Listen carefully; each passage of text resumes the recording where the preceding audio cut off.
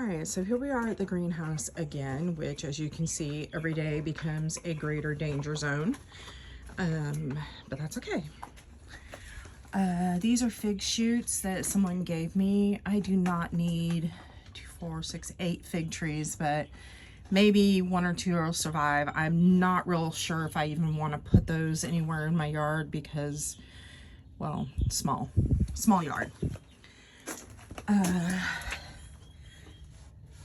Petunias, violas, coleus, creeping phlox. This is back here. That's some more of that creeping phlox. I'm really wondering if I had started it in like January. I might have more, so I will just kind of pet that for a while and see what happens. And look, the second round of snapdragons are cooperating, so what the heck. All of this is coleus, and clearly more than should be in those, but I have never gotten coleus to actually sprout for me, so that's a first. These are my Lisianthus. These look like they're actually trying to grow, and a few here, I just don't know. I mean, I don't know. Marigolds, which I mean, who can't grow marigolds? That hardly counts as anything. Up here, more marigolds, celosia, and then all, you know, cucumbers and squashes and things through here. The intent is, I was gonna say I didn't do a lot, but I did more than it seems like I did.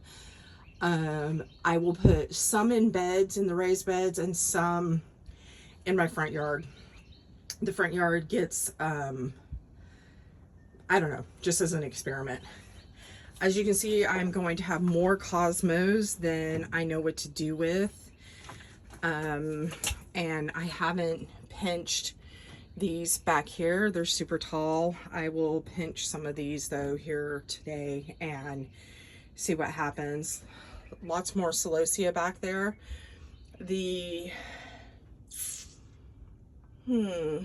There's some variegated celosia here somewhere.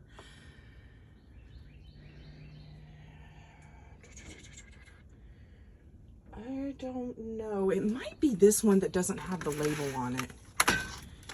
Because I know I started some. Anyhow, it doesn't matter. Maybe this is it. Yeah, right back here. This pot right here is all variegated celosia, so I'm super excited about that because let's see what actually happens. Obviously, these are the second rounds of zinnias and sunflowers, these little bitty ones that have just started. I have a fair number of dahlia seeds that actually sprouted and are growing. I need to decide. I think I'm just going to dedicate a whole bed maybe to the dahlias that I got to start, because there are a fair few of this dandy variety and these giant mixes and these unwinds. And you know, without getting into the, you know, how dahlias work, you know, those are all mysteries. These are the very few petunia seeds that I have gotten to sprout, but I mean, look at them. They're still teeny tiny. I think part of it is they probably are rooted in there and I need to just suck it up and put them somewhere, even though normally I wouldn't transplant something that small. Lots of yarrow that actually I feel like I probably need to thin out a little bit, but I mean, even as a little baby, it's super pretty. I'm super excited about that. More sunflowers. Oh, look at that. I finally got one cherry caramel phlox to bloom or to sprout. Have not been able to get poppies to sprout to save my life. So if you have wisdom, anybody, throw it out there. Finally, one coneflower. This is another one. I don't know why. It should be easy. My African daisies. Last year, my African daisies, gazanias, went crazy. This year, I can't get anything. These are my tomatoes. Peppers. I had to restart some pepper seeds. I think they weren't happy. My one Easter egg seed that actually sprouted, those are some old seeds, so I'm surprised I got even one. And just kind of a mix of crazy things. Some salvia, and you can see I went back and added some more salvia seed that already started to sprout. So super excited about that because salvia is really pretty. This one's a blue one.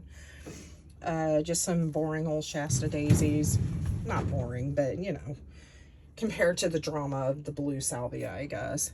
Some gomphrena. I've never tried to grow that before. That was one that somebody suggested, and so far it's doing really well. It's one of the ones that's doing better. Some lupin. I do worry about putting this outside, so I might put it in the front yard because, as I understand, it's pretty poisonous to animals, and I have a puppy who, well, you know.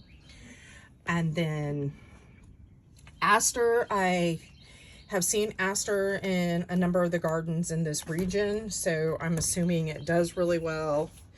The calendula finally decided that it would actually do something. Xeranthemum or something like that. I don't even remember. Random seed that I was like, oh, let's try that. And one of the bells of Ireland.